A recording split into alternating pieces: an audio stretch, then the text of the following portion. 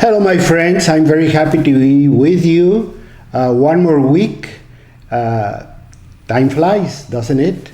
And as the song says, sunrise, sunset, swiftly fly the days. And they surely do it. They fly, and all of a sudden we find that it's one more week when we're, first of all, thanking God for all his gifts, and the first and foremost is for life and enjoyment and happiness, and be healthy, because in this time and age being healthy means a lot. We have seen terrible things happening. We have seen a lot of our friends or family members fallen sick to terrible diseases, and in many cases completely hopeless because there was very little we could do for them. But one more week, here we are, and here we are to talk about you, about your health, about your prevention, about all these strategies that we can plan. I am Dr. Rodrigo Rodriguez, and I'm very happy to be with you and share with you a lot of thoughts, a lot of information about health and being in good shape and looking forward for a long, healthy life. That's what we all want, don't we? We don't want to live many years. We want to live them very strong and happy and enjoying them. And that's what we talk about every week. And what I'd like you to do is listen to these programs. And we are in Truth Be Told Radio Network, and we broadcast this program every Friday night and every Saturday morning. It's the repeat. However, you can go to Spotify and search Truth Be Told Radio Network, and you're going to find not only this program, but you're going to find over 100 programs with different subjects on health and disease and prevention and diet and Lyme disease and allergies and asthma and arthritis and inflammation, you name it. Every week we cover a subject because we want you to be informed. We want you to not only get information, but I love you to share it with everybody that you love. So you can go to Spotify and tell your friends, hey, why don't we listen to this segment? I think it's important because I know you have arthritis, or because I know you have high blood pressure, or simply because I know you want to continue to be healthy. We're hitting 50s, which is the kind of the magic number. What can we do to prevent problems? So let's go back to the subject, and let's talk about this time about something that to me is critically important. How important it is?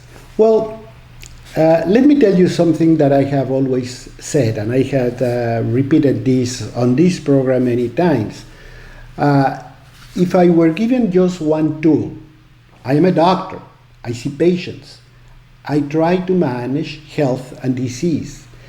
And let's say that all of a sudden they tell me, we're going to strip away every single possible medical methodology that you have on hand. You will not be able to perform surgery, or you will not be able to perform x-rays, or you will not be able to do this or the other. And what you can keep that you think is going to be very useful is going to cover the broader possible spectrum for prevention and management of disease. Just choose which one you think is the most important. Surgery, pharmaceuticals, laboratories, x-rays? No. If I had to choose my best tool to deal with health and disease, for sure would be food. Because food is very important. Food is so important that it appears on the Bible many times. It comes from the beginning.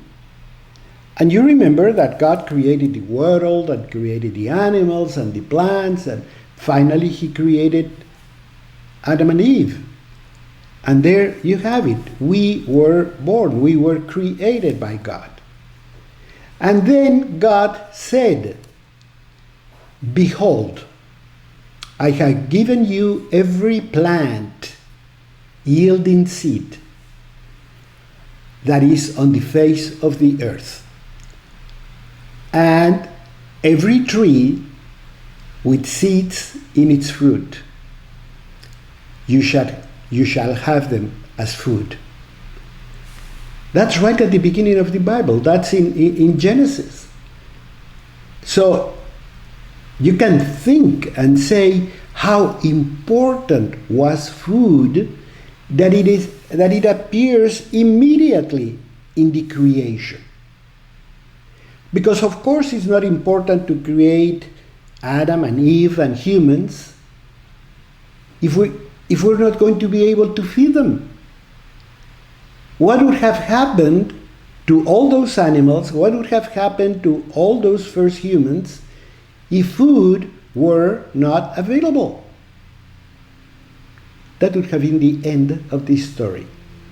We wouldn't be here, we wouldn't be talking, no Adam, no Eve, no Bible, no nothing. That would have been the end of this story. There be light. And he created light, and the earth, and the ocean, and every plant and every animal. Then he created humans. And then what? He told us about food. He told us about everything he had created for us to nourish on, to grow with, to be strong. He told us that every plant, every tree, every fruit, every animal, we could use for food. So this is underlying the importance of food. Now, what has happened over the years? What is the scenario that we're living with today? It's completely different. Completely different. Number one, we take our bodies for granted. Okay, I have this body. I might look beautiful. I might be strong. I might be fine. I might be whatever. I don't care. I have this body that I can use and abuse every time I want. And if I feel down or if I feel with any problem, no, I'm not going to go to every plant. I'm not going to go to every seed. I'm not going to go to any legume or anything like that. I'm just going to take anything that pleases me. It is so important that we have designed an expression that I hate. Comfort food. And you know what I'm talking about. What is what we call comfort food? Think of it. It's everything but food. It's sugar, it's fat, it's salt, it's refined flour. Everything that's the culprit of modern disease.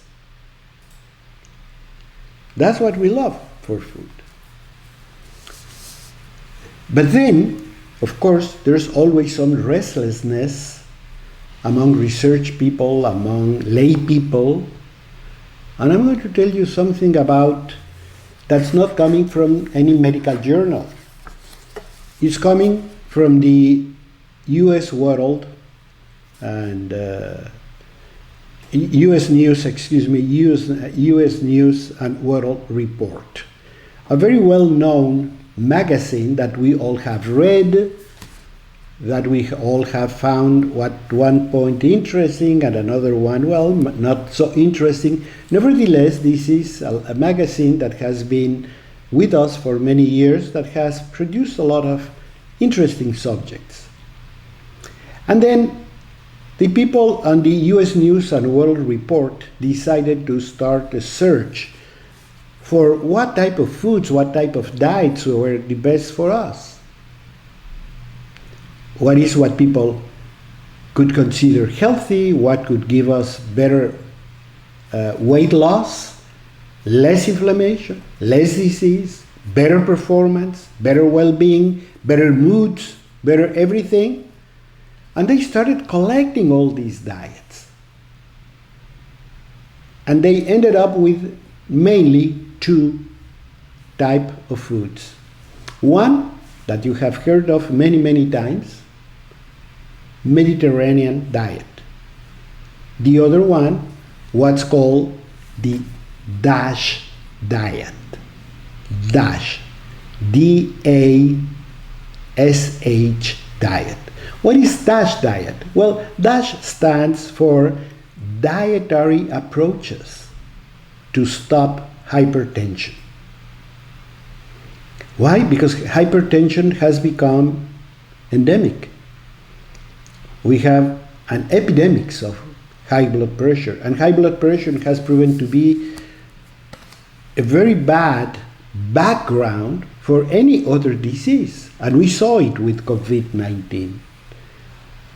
Who are the people that were most likely to die or go to the emergency room or go to the intensive care unit? Hypertensive people. Not only that, but the problem with hypertensive people is that they were easy prey to any other disease, to heart disease, to kidney disease, to diabetes. And to make matters worse, you don't notice it.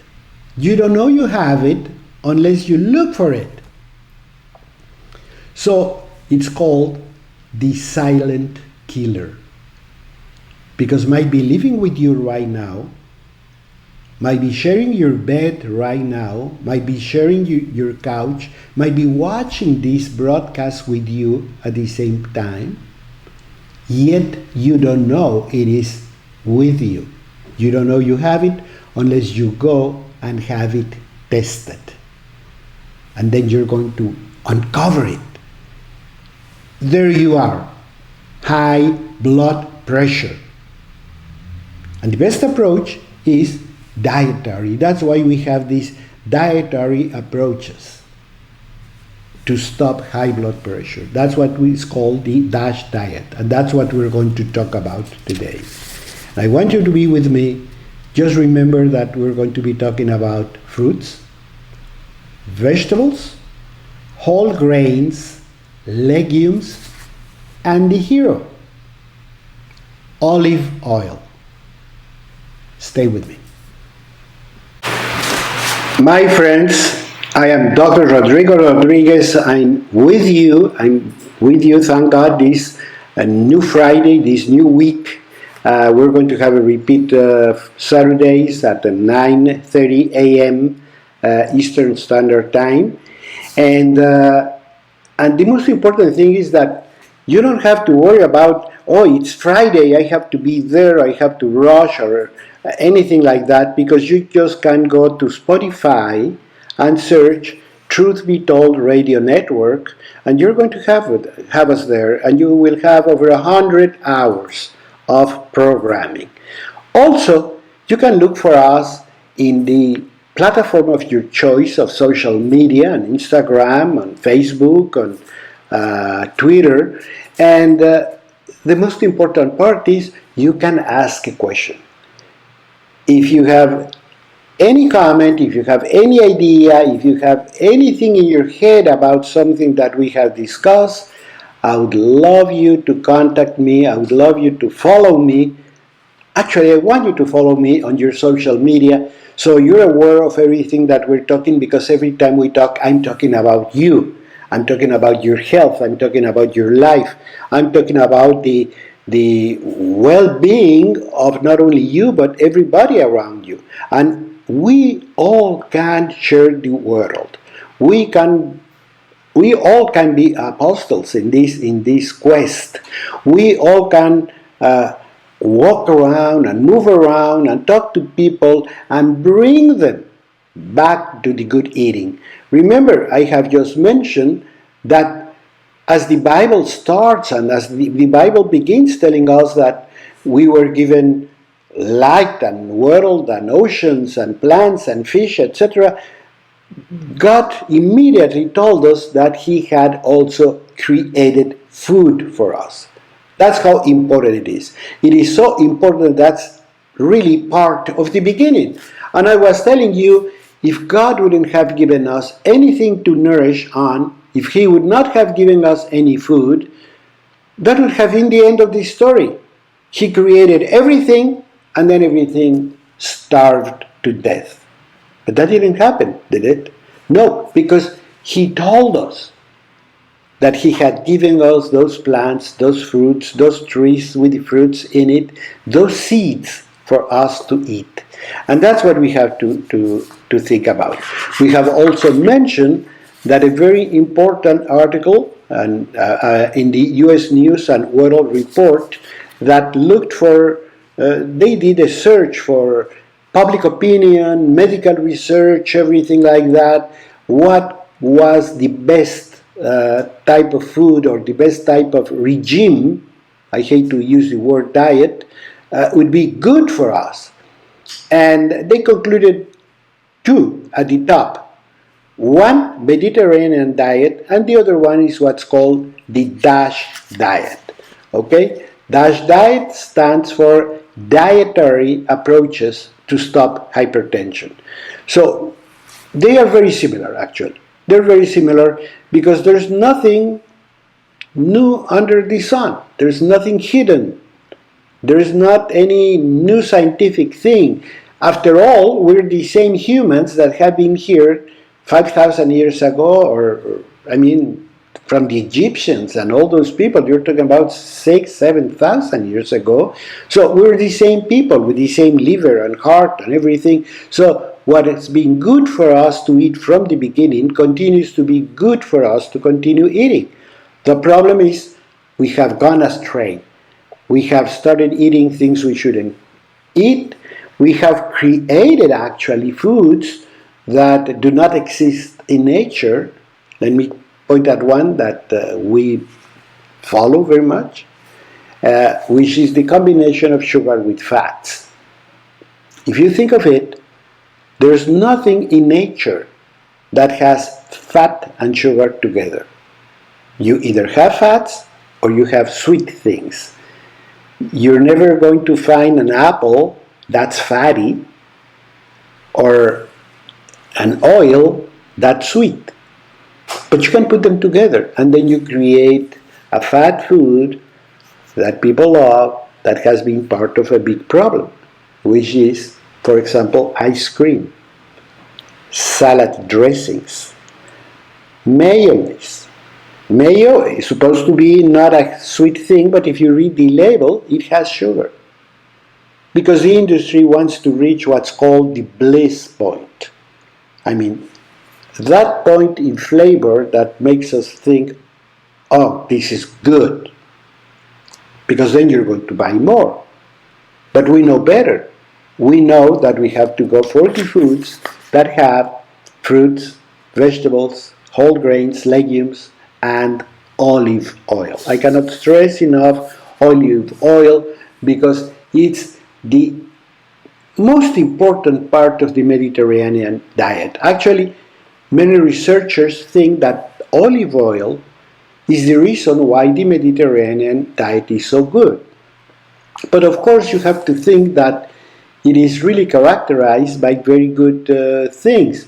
You have not only the olive oil, but you use unrefined whole grains. Very important. It has vegetables and legumes and fruits. We have forgotten legumes in many parts of our diet. We don't eat that many beans. We don't eat that many things like this, which are very, very good. And also, let's not forget our meats. I'm not against meat eating. I'm against a tomahawk steak. That is not for human consumption. That's good for a lion, probably, but not for a human. So what we have to eat is smaller portions. What about 4 to 6 ounces of beef or poultry? See, and fish we can be more liberal because fish contains the famous omega-3 fatty oils that are anti-inflammatory, that are very helpful, that are immune supportive, etc. So if we try to eat fish 2 to 3 times a week, we're going to be in good shape. That's why the Mediterranean diet makes a lot of sense. Think of just the word Mediterranean. What we mean by Mediterranean, we mean all the population that lives around the coastline of the Mediterranean Sea. And you're talking about the south of Spain and France and of course Italy and Greece and the Holy Land, Israel and Egypt and Tunisia and even parts of Morocco, Algiers, and all these people eat lots of olive oil and lots of fish. They're actually very unrestricted about the use of these foods, and that is very important because that's central to their diet. And then they use all these vegetables that they don't overcook. The Mediterranean diet is characterized by using, for example, vegetables that have been grilled, lightly grilled with lots of olive oil again, and they use a lot of herbs like oregano and all these things to flavor. They don't rely on salt because a lot of these foods are even naturally salty, like fish. Fish barely needs any salt, you see. Olive oil, you don't need any salt. So all these things are going to be healthy by nature. So if you follow the rules, if you're just good to yourself, if you sit with your family and replan what you eat and listen to all these teachings, then you say, okay, let's make a plan. And make it with the kids. Because children are the victims of our neglect for good eating. Because we don't want to feed them. I mean, it really breaks my heart. People have children and they don't take care of them. Taking care of a child is not giving him a video game. Let him do as he pleases. Let him eat what he likes to eat or anything like that. If you are at least my age, you remember that you children were never asked what they were going to eat. I don't remember my mother ever asking me what you want for dinner. Why? Not because they were bad, the opposite. Because they knew that when you're growing up, it's the time to teach your children to eat well. So you have to create good foods, you have to teach them to eat them, you have to eat them all together. Because I have seen parents that, for example, say, okay, you eat spinach, I have a soda pop. That doesn't work. Children never do what they're told. You know, children do what you do. If you eat well, if you eat healthy, if you even discuss it in the family and do this diet planning, they're going to fall in love with the thing. They're going to bring their ideas and we're going to make them eat as everybody in the past ate. You have to eat this because it's good for you, and it is indeed good for you. So we're not making this up, it's true. And that's going to create a child that's going to be healthy and strong and performing, and that's going to be as good as he can be. And he's not going to be sick, he's not going to fall dead on the field, and he's not going to have any health problems that, God forbid, are going to make you go to their funeral, as it's happening today. We're creating the first generations in which parents have to go to children's funeral because they had a heart attack, because they had a kidney disease, because they had lung disease, etc. Because nobody told them how to eat. So it is part of our duty. I mean, if God decided it was so important that He instructed us when He told us what He had created for us to eat, imagine what is your responsibility in telling your children, look, this is what you have to eat. And this is how you're going to nourish your body, because you're going to be building cells every day. You're going to be creating red cells. You're going to be creating immune proteins. You're going to be creating muscle and heart. And you're going to need a lot of energy to make all this function. And yes, you're going to be attacked by infections or problems. So you're going to have a very strong, very well-performing immune system, thanks to the food, thanks to everything you're provided your body with. That's the very important lesson, very profound. And we cannot take it lightly if we want to live long and healthy. I'll be back with you. My friends, I'm Dr. Rodrigo Rodriguez, and we've been talking about food and how important it is to the well-being of our bodies and so forth. It sometimes it's kind of funny that you have to tell people that what you eat is important.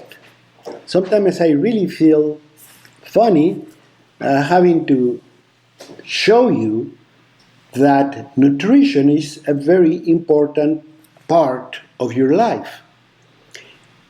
I said it's in the Bible from the beginning.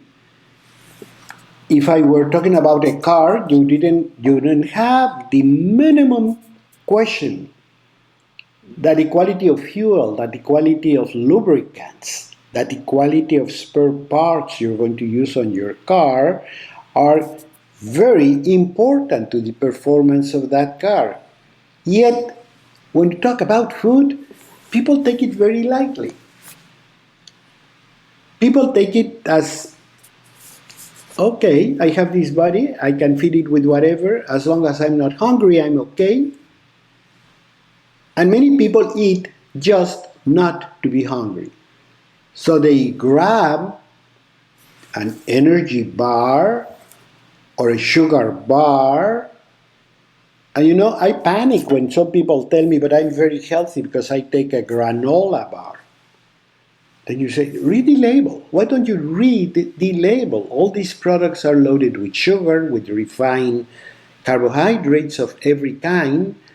They have bad things, they have preservatives, they have coloring, and you say that's healthy. What about an apple? What about a banana?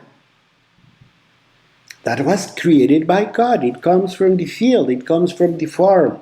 That we can eat. And that's what we've been talking about, and that's what I will continue to talk about for the rest of my life. I am Dr. Rodrigo Rodriguez, and I'm with you because I'm trying to create a better knowledge of what we have to do. There's a very important researcher that tells me that we need to promote nutrition literacy, because we don't have any. We don't know anything about nutrition. That's why I want you to follow me. I want you to go to the social media of your choice and check us out and listen to our programs. If you go to Spotify and you search for Truth Be Told Radio Network, you're going to find a lot of information in this regard. And I'd like you to be with us. And I'd like you to follow me. And I'd love you to ask questions. You can go to Twitter, to Instagram, to Facebook, and ask questions. But let's beat that nutrition lack of knowledge. We need a lot more nutrition literacy if we want to create a healthy life, a longer life, and if we want to create healthy children. Otherwise, we will not be able to do it. Now, many people tell me, I look at the labels. Let's face it, labeling is not very transparent. It's hard to understand, to say the minimum. So many times you have to check things out to see what's sugar and what's not, what's bad and what's not. Because the industry uses so many words, so many disguises that's very hard to tell. So we need a lot more transparency in the food industry, but the most important part is we cannot just put everything on the hands of them or the hands of the government. We have to get at the helm, and that's what we're talking about. Let me give you a very good idea of how easy it is in the bottom line. You have a tool at home that you can use every day, that's very easy to read, very easy to understand, very easy to test. And that's your balance. You see, when people eat right, they barely gain weight. Their weight changes according to certain ages. Of course, if you're growing up, you're gaining weight all the time. But once you're an adult, you should keep your weight very much stable. So if you weigh yourself and you see your weight is going up, don't say, I'm going to go on a diet. That's what we all say. No, what you have to do is, I'm going to stop and I'm going to make a good analysis of why I gained some pounds. What happened? Because it's not important to go on a diet. It's important to prevent what's happening. It's important to analyze so we don't do the same mistake over and over again. Because if you go on a diet and then you continue doing what was the problem, you're not going to gain too much.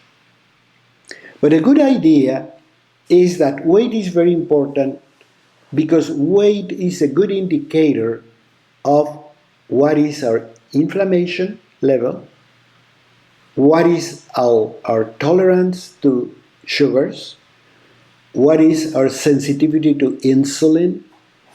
It is very important to control our blood pressure. You see, I'm talking about high blood pressure, diabetes, heart disease, Alzheimer's. All those things are connected to these factors. And if you start seriously controlling your weight, then you're going to be able to say, I think I'm going in the right direction. So, what can I tell you? You have to weigh yourself and monitor everything that's happening with your weight every day. There is something called the body mass index, which is very easy to obtain. You can do it on your cell phone. You put your weight, you put your height, and that's going to give you a number that ideally should be under 25. If it gets to 25 or over, watch it. It's the time to make changes. Don't go on a diet.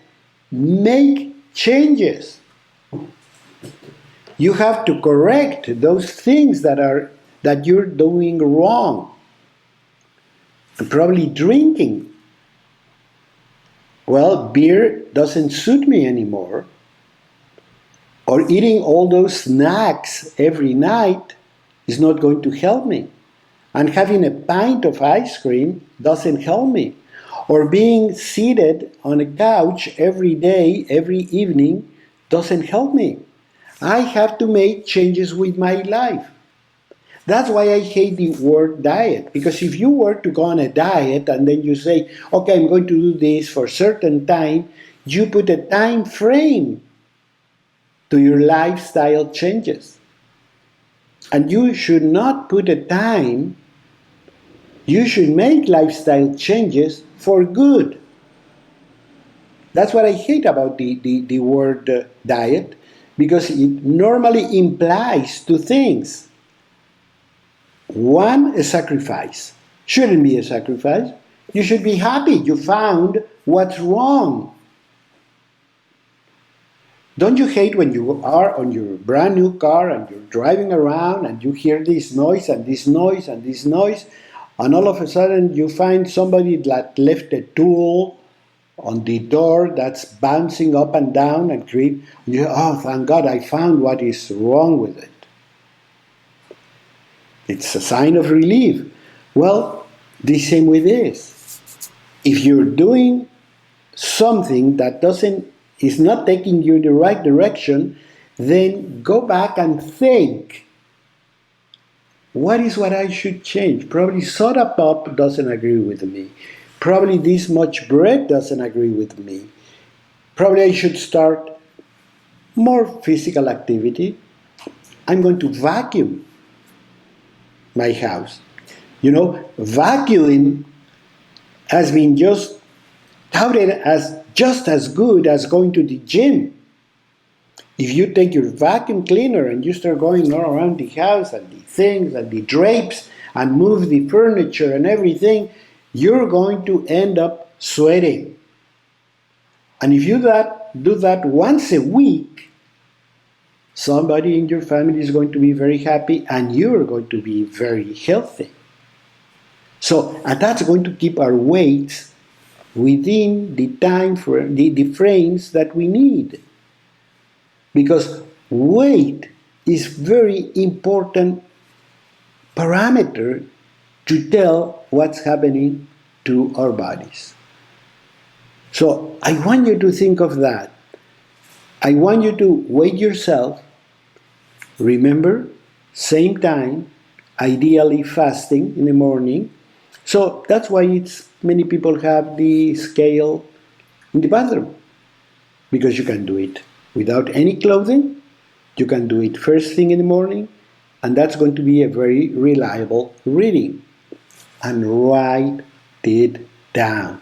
There are many apps in your cell phone where you can put your weight, where you can put your height, when you can count the steps, your physical activity. You can count how long you had an active physical activity and when you were just moving around. You have many apps to help you. Why don't you turn them on? They become like the dashboard of your machine. You're going to be able to read a lot of things and make sure you are fighting a lot of the problems that are going to be giving you health. Okay, Dr. Natalie McCormick at the Massachusetts General Hospital tells us that adhering to these type of programs lowers inflammation and helps metabolic syndrome altogether. And that goes for diabetes, for heart disease, for strokes, for high blood pressure, for Alzheimer, for diseases you don't want to see around. I'll be with you. My friends, I'm Dr. Rodrigo Rodriguez, happy to be with you.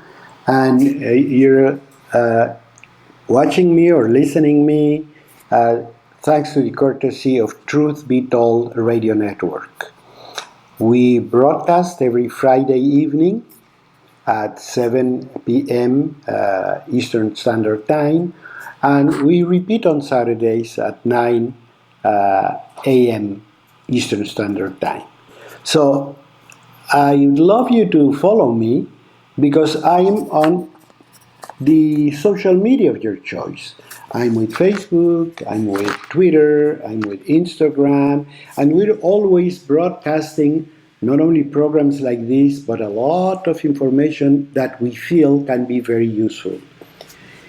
It is completely free, it goes without any strings attached, and the idea is to talk about you and your health and your well-being. Why? Because nutritional literacy among our population is very poor.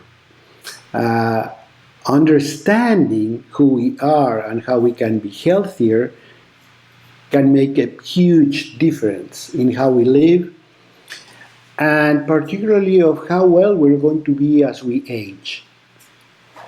Age, make no mistake, is not the culprit of all our problems. It is the way we live those years what makes the difference. And it's like an old car. You can see many old cars that look fantastic, and you can see many fairly new cars that look terrible.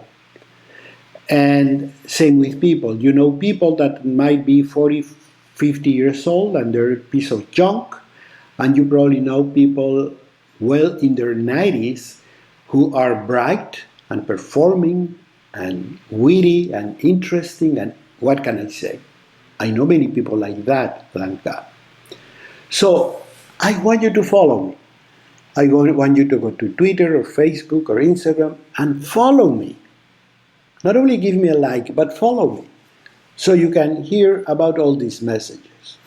And if you go to Spotify, again, and then you search for Truth Be Told Radio Network, you can listen to the programs once, and once again you can share them with people. You can listen to them when you're driving, and hopefully some of these ideas are going to catch up with your life, with your lifestyle, with your family, with your friends. If I can change one thing in your lifestyle, I'm going to be very pleased. You made my day, and I made my mission.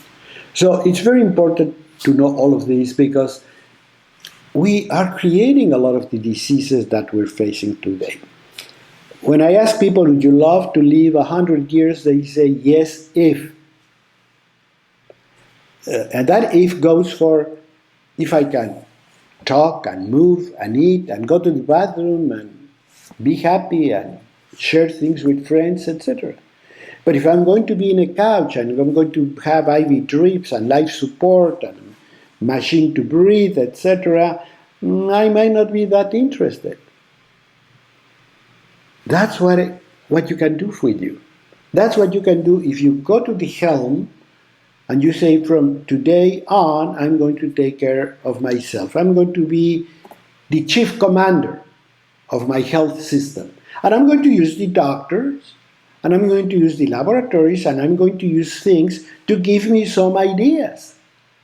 But I'm going to be the chief commander. I'm going to sit in that situation room with all these guys, give me information, but I'm going to decide this is the best route. And we were talking that about that many times the best route begins with simple things, like checking your weight frequently and say, I'm gaining weight. But don't say, I'm going to go on a diet because I gained some pounds. What you have to say is, what happened that made me gain these pounds? I was reading recently about airplane delays. Don't you love them? When you're sitting in an airport and the staff tells you that your aircraft is delayed because something happened, and it's going to be delayed further because it has to be cleaned, and it's going to be delayed further because one of the people in the crew has not arrived, etc. I don't know if you know, I was surprised to learn that when these things happen, they go all the way to the top. They don't go to the next level up. They don't go to the supervisor. No, they go to the top of the corporation. So the real head of the corporation asks everyone down what happened that plane departed so late. And they see how they can correct it. And next time you get to the airport, it might not happen. Or it's going to happen less and less times. I remember the times where leaving late was almost a sure thing. Today I'm actually very pleasantly surprised. I know that most of the time planes depart within a reasonable margin. And considering the number of airplanes that depart every day and the number of flights and airports and conditions and weather and you name it, I think they do very good time. A very good job because they're watchful. That's what I want you to do. I want you to be watchful. I'm going to weigh myself and, hey, wait a minute, I gained a pound. 1 pound. No, that's not acceptable. I'm going to see what happened. Well, what about the beer on the weekend? Or worse, soda pop. Or those snacks. They were not very healthy. They were very salty and probably retaining water. That means inflammation. So, if you think of it, you're going to see that there are a lot of things that, yes, you can do. Every time we think about the diet, we think about what's good, what's bad. I'm going to tell you immediately, there's a very important nutritionist that says that actually there are not evil foods and good foods. But in general, yes, there are groups of fruits or foods that are good for you. And one thing I have to tell you to begin with, the best foods come from the field, come from the farm. They were God-given. And the closer to the way God created them you eat them, the better off you're going to be. So if you have apples or pineapples, they're very good. But if they have to go to a factory and be chopped and ground and put sugar and put on an autoclave and then put them in a can and then ship them 2,500 miles to get to my shop and stand in the shelf for weeks, if not months, and then I buy them and consume them, that's not healthy. But if I buy a pineapple and I eat it, that's a gift of God. And of course you're going to say, I don't have them every time of the year. That's what God wanted. He wanted you to eat different things different times of the year, because that's healthy. You eat pineapples in season, not the way it is now. You can have mangoes in Alaska in January. That's not the way God intended it to be. That's why He created seasons. And that's why He created seasonal food. So eat seasonally. That's a very good piece of advice. What we call a superfood. In general, I could tell you a food that's nutrient dense. In other words, foods that actually contain nutrients. That's not, of course, not ice cream, not a candy bar, but foods that have a lot of things. What about dates? Dates are sweet and good and nutritionally dense with a lot of chromium. That's why dates are brown, as sugar is, as honey is, as raw flour is. You see, products that contain huge amount of carbohydrates naturally contain chromium. That's why they're brownish. So don't buy refined, whitened products. Buy them as they are. So if we focus on these type of foods that are healthy, we are going to be healthy. Healthy foods means healthy body. The other important part is that good foods will provide us with a lot of satisfaction. We're going to be feeling good for hours. And when you have a candy, you feel good for 20 minutes and then you need another candy. No, if you have a good piece of fish and a good dinner, you're going to feel satisfied and plenty for many times. So it's very important. If you eat something and didn't really create a well-being feeling for a number of hours, watch it. It might not be what you need. So we have to look for all these foods that are good for us. I'm talking about fish. One thing I want to insist is olive oil. People tell me, doctor, but I use this oil that, no, olive oil. Doctor, but what about this? I use olive oil. Doctor, blah, blah, blah. And I go to my Bible. Olive oil is what Jesus was eating at the time of the Last Supper, and in every meal for that matter. It's good for good, it's good for him, it's good for me. And there are many research papers that prove that olive oil is the most important part of the Mediterranean diet.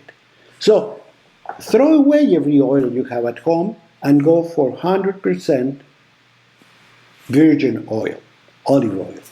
And you're going to be in much better shape. Look for fermented foods. They're very good. What about blue cheese or kefir or yogurts? And the more natural, the best. Don't look for the colored, flavored ones. Just natural. Again, just as God created them. What about sauerkraut? Isn't it beautiful? It is a very natural food. So, we have plenty of choices. And if you have any more, don't hesitate to call me. Don't hesitate to write me. Don't hesitate to contact me. Because I'm always going to be there for you. And I want you on the other end, listening and sharing the knowledge. I'll be back with you in a week's time.